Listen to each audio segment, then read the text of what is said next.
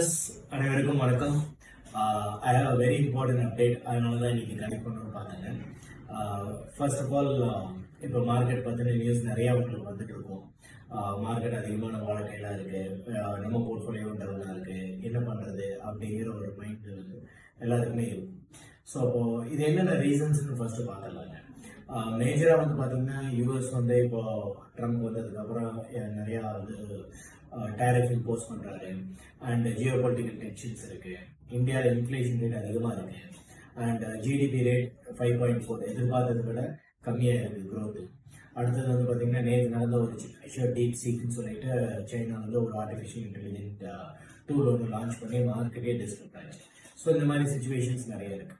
But as a investor நம்ம என்ன பண்ணணும், நம்ம at this point of time எப்படி இந்த சுச்சுவேஷன் ஹேண்டில் பண்ணலாம் அப்படிங்கிறது தான் மெயினாக இந்த வீடியோ கனெக்ட் பண்ணணும்னு பார்க்குறேன். ஃபர்ஸ்ட் பார்ட், நம்ம எதுவும் பேனிக் ஆக வேண்டாம். பிகாஸ் மார்க்கெட் வந்து ஜென்ரலாக பார்த்தீங்கன்னா globally every 4 years share market வந்து கரெக்ஷன் ஆகும். இன்ஃபேக்ட் லாஸ்ட் டைம் பார்த்தீங்கன்னா கோவிட் அப்போ நம்மளுக்கு மிகப்பெரிய லெவலில் கரெக்ஷன் ஆச்சு. ஆனால் வித்தின் இயர் மார்க்கெட் வந்து நல்ல ஒரு ரெக்கவர் ஆகி வேல்யூ கொடுத்தது. அதோட ரிட்டர்ன்ஸ் எல்லாமே நம்ம மோஸ்ட் ஆஃப் த இன்வெஸ்டர்ஸ் நல்ல ரிட்டர்ன்ஸ் நீங்கள் பார்த்துருப்பீங்க. உங்கள் போர்ட்ஃபோலியோ நல்ல ஏர்னிங் கொடுத்துருக்கு.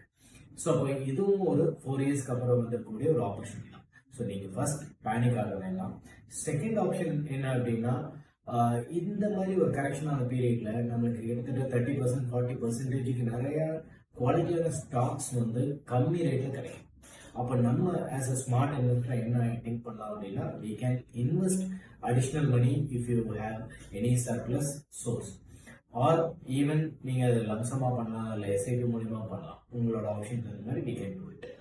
தேர்ட் ஒன், நீங்கள் எந்த விதமான இன்வெஸ்ட்மெண்ட் பண்ணலினாலும் எதுவும் வித்ட்ரா பண்ண வேண்டாம். மார்க்கெட்டை வந்து அப்படியே நீங்கள் வந்து வாட்ச் பண்ணி வெயிட் பண்ணிங்கன்னா போதும்.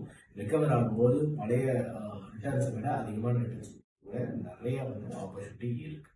ஸோ அதனால நீங்கள் பேனிக் ஆக வேண்டாம். ஆப்ஷன் இருந்தால் அடிஷனல் இன்வெஸ்ட்மெண்ட் பண்ணுங்க. தேர்ட் ஒன், எதுவும் வித்ட்ரா பண்ண வேண்டாம். So this what it is. For more details, உங்கள் போர்ட்ஃபோலியோக்கு ஏதாவது நம்ம கரெக்ஷன் பண்ணணும் அப்படின்னா we are definitely monitoring that. உங்களுக்கு ஏதாவது தேவைப்பட்டாலும் you can reach. We are there to help you. Thank you. Have a good financial year ahead.